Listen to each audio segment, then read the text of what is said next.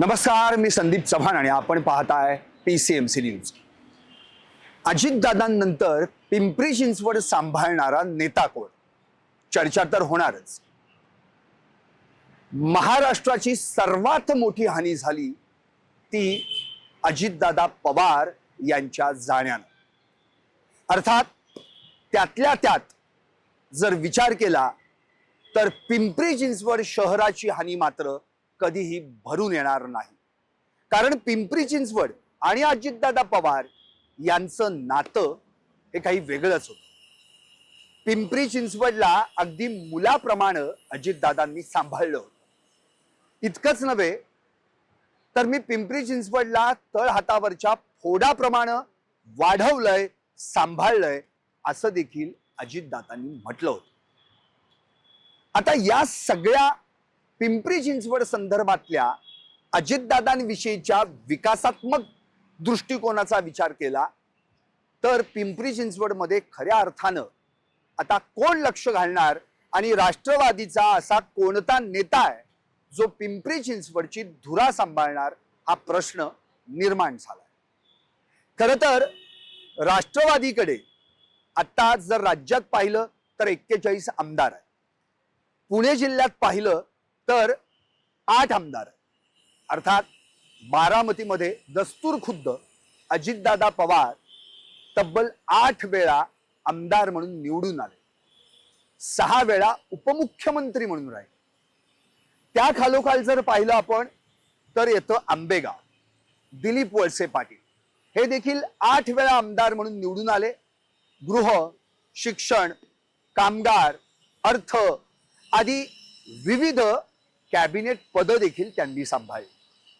त्यानंतर येतं ते म्हणजे इंदापूर, अर्थात दत्ता मामा भरणे जे आत्ताच्या राज्य मंत्रिमंडळामध्ये कृषी मंत्री आहेत। नंतर येतात ते पिंपरीचे हॅट्रिक केले गेलेले आमदार अर्थात अण्णा बनसोडे जे आता विधानसभेचे विद्यमान उपाध्यक्ष आहेत। यानंतर जर आपण पाहिलं तर अर्थातच लक्ष जातं ते मावळाकडे।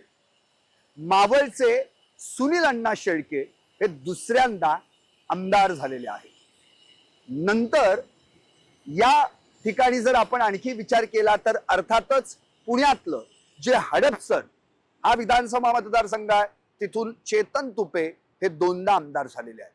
आणि मग येतं शिरूर, ज्ञानेश्वर लटके हे पहिल्यांदाच आमदार झालेत, तर भोरचे शंकर मांडेकर हे देखील पहिल्यांदाच आमदार झाले। आता या 8 आमदारांपैकी पिंपरी चिंचवड मध्ये कोण लक्ष घालू शकतं का? जर तसा विचार केला तर अर्थातच आता अजितदादाच हयात नाहीये। त्यांच्यानंतर येतं दिलीप वळसे पाटील आंबेगाव। मुळातच त्यांचीच आता जर आपण पाहिली तर प्रकृती देखील ठीक नाही, शिवाय आता वयोमानानुसार या ठिकाणी त्यांना आंबेगाव सह पिंपरी चिंचवड मध्ये कितपत लक्ष घालता येईल हे देखील सांगता येत। त्यानंतर आणखी एक महत्वाचा मुद्दा येतो तो म्हणजे दत्ता मामा भरणे यांचा। आपल्याला आठवत असेल याच पिंपरी चिंचवड मध्ये स्वर्गीय प्राध्यापक आणि माजी शिक्षण मंत्री रामकृष्ण मोरे यांनी काँग्रेसचं नेतृत्व केलं होतं, पण त्यांच्या पश्चात इंदापूरचेच हर्षवर्धन पाटील यांनी काही काळ पिंपरी चिंचवड मध्ये काँग्रेससाठी लक्ष घातलं होतं। इतकंच नव्हे तर पुण्याचे खासदार राहिलेले सुरेशभाई कलमाडी यांनी देखील पिंपरी चिंचवड मध्ये काँग्रेसच्या वाढीसाठी लक्ष घातलं होतं। त्यामुळे दत्ता मामा भरणेंवर तशी जबाबदारी येऊ शकते का? अर्थात हे राष्ट्रवादीच्या पक्षश्रेष्ठींच्या निर्णयावर अवलंबून आहे। नंतर आणखी एक नाव येतं ते म्हणजे पिंपरीचे आमदार, गेली 3 टर्म राष्ट्रवादीचा बालेकिल्ला म्हणून पिंपरी विधानसभा मतदारसंघाकडे पाहिलं जातं आणि अर्थात ते नाव आहे अण्णा बनसोडे जे आता विधानसभेचे उपाध्यक्ष देखील आहेत। अर्थात त्यांना या पिंपरी विधानसभा मतदारसंघाची खडानखडा माहिती आहे, शिवाय भोसरी किंवा चिंचवड येथील मतदारसंघांचा देखील अभ्यास आहे। त्यामुळं कदाचित अण्णांकडे पिंपरी चिंचवडची धुरा जाऊ शकते का? आता महत्वाचा आणखी एक मुद्दा म्हणजे मावळातल्या सुनील अण्णा शेळकेंचा. सुनील अण्णा शेळकेंचं मावळ खरं पाहिलं तर मावळ लोकसभा मतदारसंघात पिंपरी चिंचवडचा देखील सहभाग आहे. त्यामुळं या ठिकाणी सुनील अण्णा शेळकेंना पिंपरी चिंचवडशी जे काही या ठिकाणी संबंध आहे, राजकीय संबंध असेल किंवा आणखी बाकीच्या दृष्टिकोनातून त्यांची या ठिकाणी चांगली ओळख देखील आहे. त्यामुळं कदाचित मावळाच्या जवळ पिंपरी चिंचवड म्हणून त्यांना देखील या ठिकाणी पिंपरी चिंचवडची धुरा दिली जाऊ शकते. आता जर दोन राष्ट्रवादी एकत्र आले म्हणजे शरदचंद्र पवारांची राष्ट्रवादी आणि दादांची राष्ट्रवादी, तर मात्र आणखी दोन नावं पुढे येतात आणि ते म्हणजे रोहित पवार, अहिल्यानगर जिल्ह्यातील कर्जत जामखेडचे आमदार रोहित पवार, आणि दुसरं नाव म्हणजे शिरूरचे खासदार अमोल कोल्हे. आता भोसरी हा भाग शिरूर लोकसभा मतदारसंघात येत असल्यानं अमोल कोल्हे यांना देखील पिंपरी चिंचवड आणि भोसरीचा चांगला अभ्यास आहे. त्यामुळे जर उद्या हे दोन पक्ष एकत्र आले तर अमोल कोल्हेंकडे देखील या पिंपरी चिंचवडची धुरा जाऊ दिली शकते.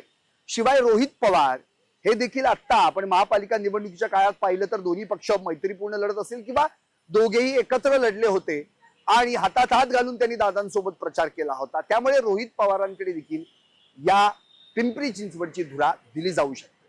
आता उरली दोन नावं.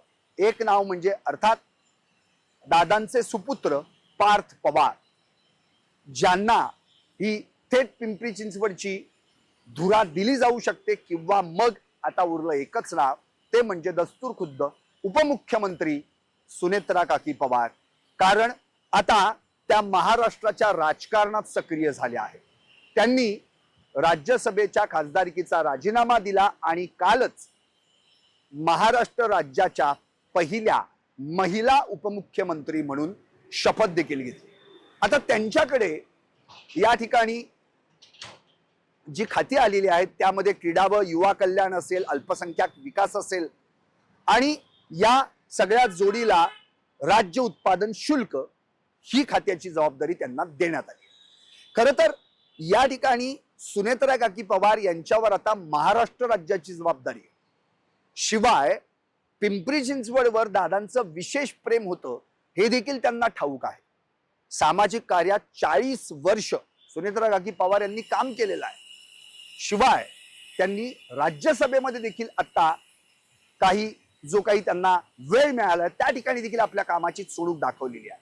पण अशावेळी दुःखाचा डोंगर कोसळलेला असताना आणि याच दरम्यान अगदी 2-4 दिवसांनंतरच, दादांच्या निधनानंतर 2-4 दिवसांनीच त्यांना उपमुख्यमंत्री पदाची शपथ घ्यावी लागली असल्यानं आता त्यांच्या समोर देखील आव्हान आहे. आता या आव्हानांमध्ये खरं तर त्यांना सर्वात महत्वाचा मुद्दा आहे तो म्हणजे पक्ष टिकवण्याचा. पक्षातील आव्हानं फार महत्वाचे आहेत, कारण की या ठिकाणी फार मोठमोठे नेते या पक्षामध्ये आहेत. अर्थात यामध्ये प्रफुल्ल पटेल जे राज्यसभेचे खासदार आहेत, शिवाय राष्ट्रवादीचे प्रदेशाध्यक्ष आणि लोकसभेचे एकमेव या पक्षाचे खासदार म्हणजे सुनील तटकरे आहेत. तिकडे छगन भुजबळ आहेत जे याआधी देखील उपमुख्यमंत्री आणि विविध कॅबिनेट पद त्यांनी सांभाळलेली आहेत. शिवाय धनंजय मुंडे आहेत, हे देखील मागच्या टर्म मध्ये या ठिकाणी मंत्री राहिलेले आहेत. त्यामुळे एकंदरीत ही जी काही नावं आहेत, ही ज्येष्ठ मंडळी, यांना देखील या पक्षात एक मोठ बांधून ठेवावं लागणार आहे. शिवाय दुसरी गोष्ट, दोन्ही पक्ष जर उद्या एकत्र आले, यांचं विलिनीकरण झालं, तर त्यावेळी एक आपल्या पक्षाची एक वेगळी ताकद त्या ठिकाणी दिसायला हवी. यासाठी देखील सुनेत्रा काकी पवारांना प्रयत्न करावे लागणार आहेत. तिसरं आव्हान आहे ते म्हणजे मित्र पक्षांसोबतचं. एकतर शिवसेना आणि भाजप हे दोन आता राज्यामध्ये स्ट्रॉंग पक्ष आहेत. या दोघांसोबत आपला पक्ष त्या ठिकाणी त्यांना निभावून न्यायचा आहे. अजितदादा करारी होते, प्रशासनावर, राजकारणावर पकड होती, निर्णय घेण्याची क्षमता होती. अर्थात त्यांच्याच सावलीत सुनेत्रा काकी पवार देखील गेली अनेक वर्ष त्यांचं राजकारण पाहत आलेले आहेत. शिवाय त्यांना त्यांच्या माहेरहून देखील राजकीय वारसा लाभलेला आहे. त्यामुळे या सगळ्याच अनुभवाचा फायदा सुनेत्रा काकी निश्चितपणे आपल्या पक्षाला देऊ शकतात. आता मूळ मुद्दा राहतो तो पुन्हा एकदा पिंपरी चिंचवडच्या विकासाचा. खरं तर इथं पाहिलं तर आता अजितदादा पुणे जिल्ह्याचे पालकमंत्री होते, शिवाय बीड जिल्ह्याची देखील जबाबदारी त्यांच्यावर होती. आता दोन्ही ठिकाणी पालकमंत्री पद रिक्त झालेली आहेत. पण पिंपरी चिंचवडचे पालकमंत्री म्हणून अजितदादांचं जे नाव, अर्थात पुणे जिल्ह्याचे पालकमंत्री म्हणून जे अजितदादांचं नाव घेतलं जातं, कारण की पुणे आणि पिंपरी चिंचवड यावर अजितदादांचं अतिशय प्रेम होतं. त्यामुळे आता एक पालक देखील पिंपरी चिंचवडनी गमावलेला आहे. त्यामुळं पालकमंत्री म्हणून, पुणे जिल्ह्याचे पालकमंत्री म्हणून ते पद आता राष्ट्रवादीच्या कुण्या मंत्र्याकडे जाणार आहे का, हा देखील महत्वाचा मुद्दा आहे. दुसरी गोष्ट स्थानिक नेत्यांविषयीची. पिंपरी चिंचवडमध्ये जर आपण पाहिलं तर जवळपास 1992 ते अगदी 2017 पर्यंत या दरम्यानच्या पिरियडमध्ये अजितदादा आणि साहेब यांचं इथं वर्चस्व होतं. आणि या काळामध्ये अजितदादांनी जी पिंपरी चिंचवडची विकासात्मक उंची वाढवली त्याला तोड नाही. म्हणजे या 25 वर्षांच्या कालावधीमध्ये JNNURMच्या माध्यमातून प्रशस्त रस्ते असतील, उड्डाणपूल असतील, ग्रेड सेपरेटर असतील, झोपडपट्टी वासियांसाठी पक्की घरं असतील, पाण्याच्या टाक्या असतील, शिवाय उद्यानं असतील, प्रेक्षागृह असतील, ऑटो क्लस्टर असेल, सायन्स पार्क असेल, महिलांसाठी ITI असेल, आदी विविध विकास कामं दादांनी या पिंपरी चिंचवडमध्ये केलेली आहेत. आणि स्थानिक नेत्यांना मदतीला घेऊन ही कामं दादांनी केलेली आहेत. पण आता पिंपरी चिंचवड मधलं एखादं गारण असेल, एखादं काम असेल, तर ते काम जसं पूर्वी स्थानिक नेते थेट दादांकडे जाऊन त्या ठिकाणी मांडायचे आणि दादा त्याला मान्यता देऊन त्यामध्ये स्वतः लक्ष घालायचे, त्याचं काय? कारण आता स्थानिक नेत्यांनी गारणं कोणत्या नेत्याकडे मांडायचं हा प्रश्न निर्माण झालाय. सुनेत्रा काकी पवार एकतर तशा पाहिल्या तर महाराष्ट्राच्या राज्याच्या राजकारणात नवख्या आहेत. त्यांना तसा प्रशासनाचा या ठिकाणी अजून अनुभव नाहीये.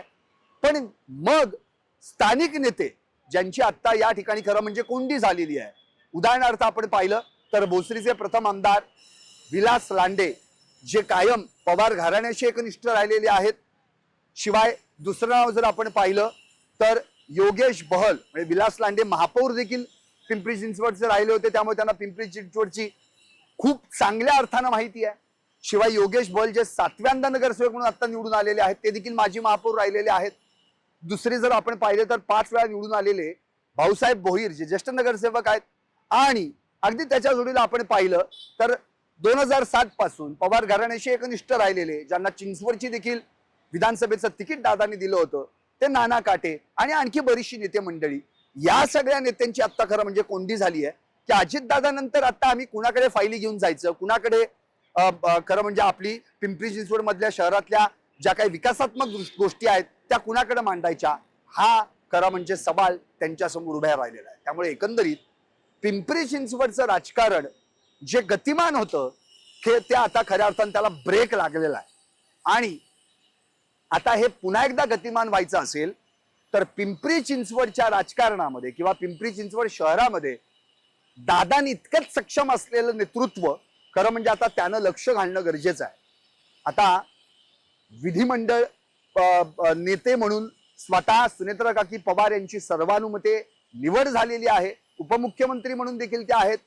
आता त्यांनी पिंपरी चिंचवडसाठी नेमकं कुणाचं नाव या ठिकाणी ठरवलेलं आहे हे आता काही दिवसात कळेलच. पण महत्वाचा मुद्दा हाच की पिंपरी चिंचवड सांभाळणारा आता दादांनंतरचा नेता कोण, हा प्रश्न मात्र राष्ट्रवादीचे कार्यकर्ते, नेते, शिवाय पिंपरी चिंचवडकरांना देखील पडलाय हे नक्की.